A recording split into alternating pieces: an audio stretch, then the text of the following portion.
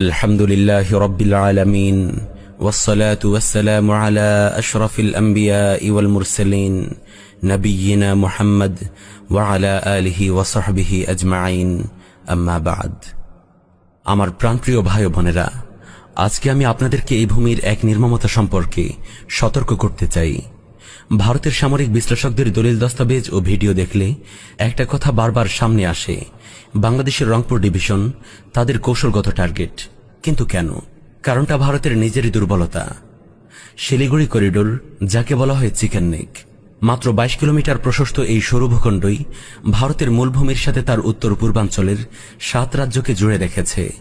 যুদ্ধকালীন পরিস্থিতিতে এই করিডোর যদি কোনোভাবে অবরুদ্ধ হয়ে যায়, তাহলে ভারতের সামরিক রসদ সেই অঞ্চলে পৌঁছানো অসম্ভব হয়ে পড়বে। তাদের হিসেব অনুযায়ী সেই কোণঠাসা অবস্থা থেকে বাঁচার একমাত্র পথ বাংলাদেশের রংপুর ডিভিশন দখলে নেওয়া। এটা তো তাদের সামরিক কৌশলের কথা, কিন্তু মাঠের চিত্র আরো ভয়াবহ।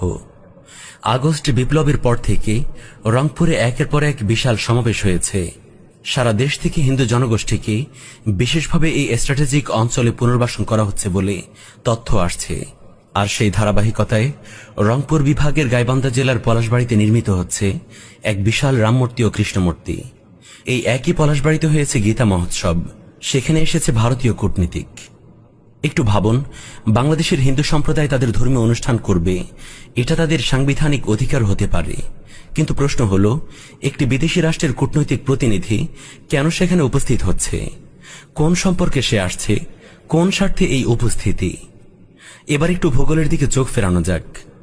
পলাশবাড়ি 2011 সালের আদমশুমারি তথ্য অনুযায়ী এই উপজেলার মোট জনসংখ্যার 6.4% হিন্দু আর মুসলিম 92.48%, অর্থাৎ এটি দেশের অন্যতম কম হিন্দু অধ্যুষিত একটি এলাকা।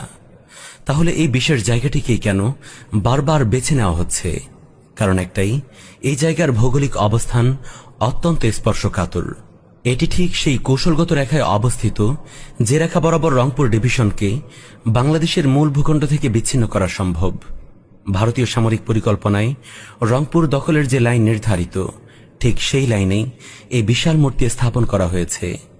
এটা কোনোভাবেই কাকতালীয় হতে পারে না। এই কৌশল নতুন নয়। হাসিনা আমলে মিরসরাই ও ফেনীতে ভারতীয় ইপিজেড স্থাপনের অনুমতি দেওয়া হয়েছিল। সেই অবস্থানটা দেখুন, মাত্র 4টি সড়ক ও রেলপথ অবরোধ করলেই চট্টগ্রাম পুরোপুরি বাংলাদেশ থেকে বিচ্ছিন্ন হয়ে যায়। উত্তরে রংপুর, দক্ষিণে চট্টগ্রাম, দেশের দুই প্রান্তে একই ছক, একই নকশা। ভারত সুলভ আওয়ামী ফ্যাসিস্ট সরকারের পতনের পর থেকে ভারত বাংলাদেশ সীমান্তে উত্তেজনা ভিন্ন রূপ নেয়। সম্প্রতি সময়ে এও দেখা যায়, ভারত কখনো নিজ দেশের নাগরিক, আবার কখনো যাচাই বাছাইহীনভাবেই বলে দেওয়া কথিত অবৈধ বাংলাদেশিদের কোন রকম আইনি প্রক্রিয়া ছাড়াই সরাসরি ভারত বাংলাদেশ সীমান্ত দিয়ে পুশিনের চেষ্টা করছে। স্পষ্টতই যা বাংলাদেশকে আরেকটি রোহিঙ্গা সংকটের অনুরূপ পরিস্থিতিতে ঠেলে দেওয়ার নীলনকশারি বাস্তবায়ন। ইতিহাস আমাদের শিক্ষা দেয়, শত্রু সরাসরি আঘাত করার আগে ভিতর থেকে দুর্বল করে দেয়। আজকের মুসলিম উম্মাহকেও এই একই মূলনীতির আলোকে সতর্ক হতে হবে। যারা অখণ্ড ভারতের স্বপ্ন দেখে, তারা কখনোই মুসলিম অধ্যুষিত স্বাধীন ভূখণ্ডকে মেনে নেয়নি, নেবেও না। এই মূর্তি তাদের কাছে শুধু ধর্মীয় প্রতীক নয়, এটা তাদের বৃহত্তর স্বার্থ ও স্বপ্ন বাস্তবায়নের পথের পদক্ষেপসমূহের অন্তর্ভুক্ত। আমরা এই জমিনের জনগণ ও ওলামা সমাজকে বলবো, আপনারা ঐক্যবদ্ধ হয়ে এর প্রতিবাদ করুন। দেশের সার্বভৌমত্বের বিরুদ্ধে এই ধরনের ষড়যন্ত্রমূলক কাজকে রুখে দিন। শক্তভাবে এর প্রতিরোধ করুন, সজাগ থাকুন এবং আসন্ন বিপদকে মোকাবেলার জন্য প্রস্তুতি নিন।